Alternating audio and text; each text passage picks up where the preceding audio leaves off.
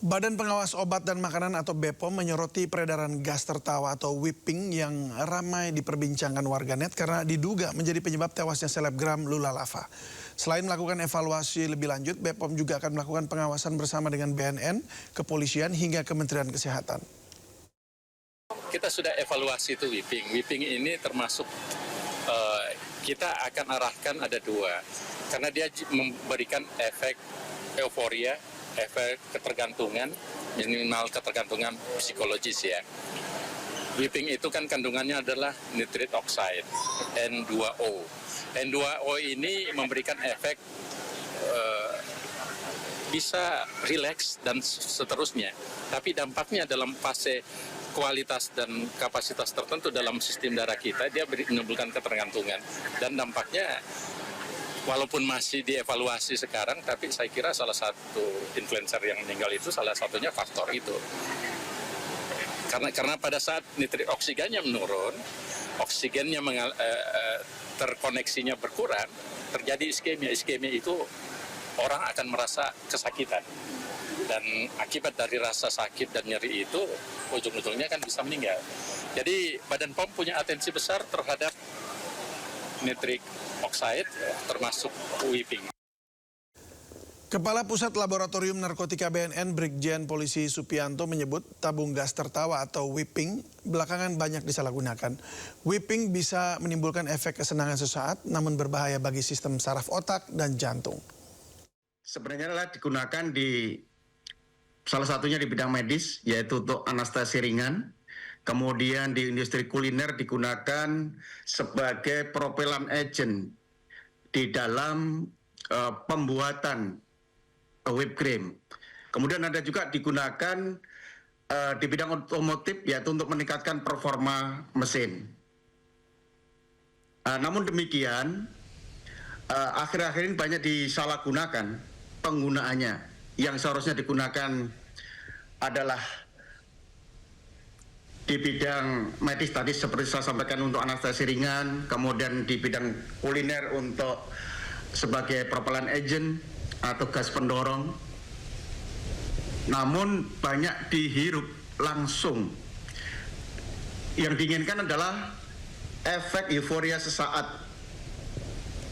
Sehingga kenapa dikatakan dia sebagai gas tawa, karena saat menghirup kemudian ini akan mempengaruhi sistem saraf pusat yang menekan sehingga merilis enzim dopamin yang membuat seseorang itu merasa senang, euforia yang sampai halusinasi seperti itu. Jadi hipoksia itu adalah kekurangan pasokan oksigen di dalam sistem saraf pusat kita.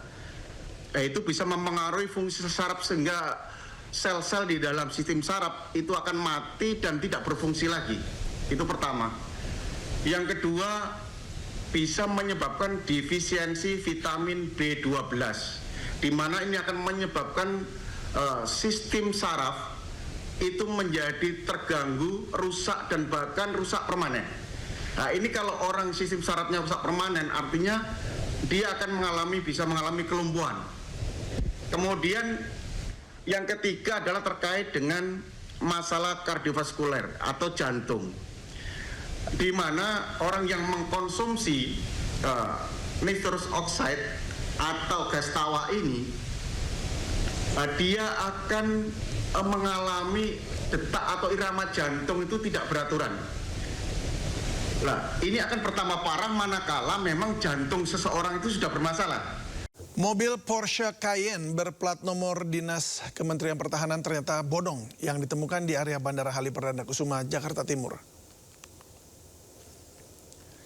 Ya, sebuah mobil mewah Porsche Cayenne memakai plat dinas Kemenhan terparkir di area Halim Perdana Kusuma, Jakarta Timur.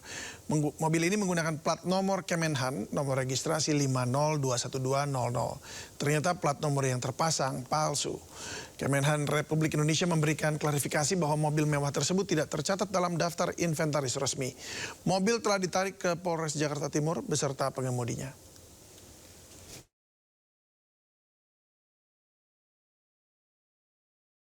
Kita ke informasi lainnya, pemirsa. Pencarian korban longsor di Desa Pasir Langu, Bandung Barat sudah memasuki hari ke-8. Tim SAR gabungan kembali mengevakuasi 4 jenazah, sementara 16 lainnya masih hilang. Dari proses pencarian hari ini, tim SAR gabungan menemukan 4 jenazah di 2 titik pencarian. Dengan ditemukannya 4 jenazah tersebut, sudah ada 64 jenazah yang berhasil dievakuasi. Sedangkan 16 korban hilang masih dalam pencarian. Sementara itu, tim DVI Polri dilaporkan telah mengidentifikasi 49 dari 50 jenazah. Buah langka loh tahun kemarin. Ini kan anti hujan. Iya, dia bahan. Tapi bagus loh. Memasuki hari ke-13 atau 2 pekan lebih, banjir di Kabupaten Karawang, Jawa Barat kembali meluas. Banjir akibat terus meluapnya Sungai Citarum dan Sungai Cibeet.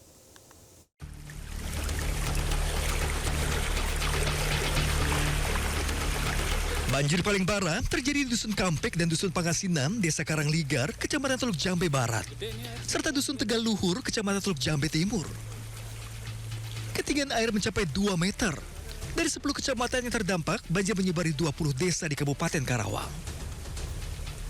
Gelombang pengungsi pun kembali meningkat.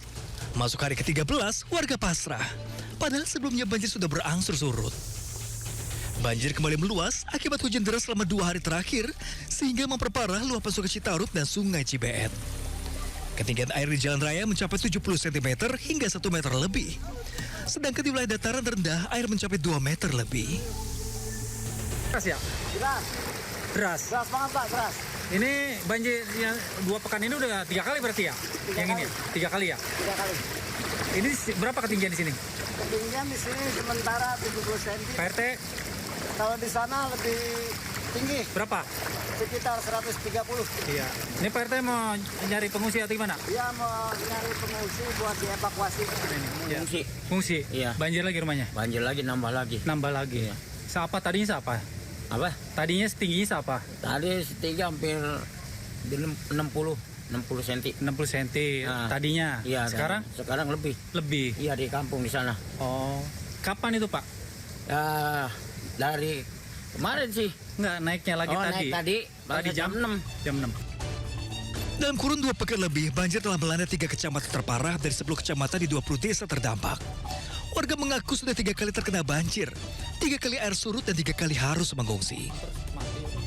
Dari Karawang, Jawa Barat, Rudi Setiawan, iNews melaporkan. Intensitas hujan yang tinggi membuat banjir di Kabupaten Subang, Jawa Barat semakin meluas. Sungai Cipunagara yang selama ini dikhawatirkan akhirnya meluap. 8 kecamatan di Subang, Jawa Barat terendam banjir, yaitu Kecamatan Pamanukan, Legon Kulon, Sukasari, Ciasem, Blanakan, Pusaka Nagara, Pagaden, dan Conpreng. Banjir terparah terjadi di Kecamatan Pamanukan. Lebih dari 2.000 rumah terendam banjir dengan ketinggian air hingga 1,5 meter. Sebelumnya banjir di Kecamatan Pamanukan disebabkan Sungai Kalensema yang meluap. Namun kini diperparah oleh luapan Sungai Cipunagara.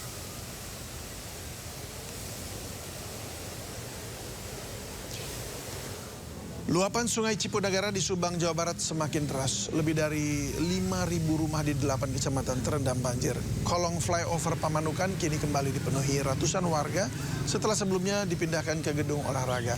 Bahkan jumlah pengungsi saat ini lebih banyak dari sebelumnya. Warga terpaksa mengungsi ke kolong flyover karena 6 titik pengungsian lainnya sudah penuh. Ngungsi lagi ke sini. Tadinya udah pulang, jadi airnya datang lagi. Makin dalam ya? Makin dalam, sekarang makin dalam. Jadi malam-malam saya ke sini sampai subuh-subuh. Untuk kemarin sempat kami pindahkan karena kurang layak untuk pengungsiannya, dipindahkan ke gor yang di desa. Namun demikian, pada hari Jumat tadi pagi pukul 3, air Sungai Cipunagara meluap lagi ke rumah warga, sehingga pengungsi yang baru sekarang ada beberapa tempat pengungsian, terutama di flyover. Jadi pengungsian yang lain udah penuh gitu ya? Ada 6 titik pengungsian, termasuk masjid maupun gor-gor yang ada di wilayah Pamanukan untuk ditempatkan pengungsi-pengungsi yang warganya kena dampak banjir.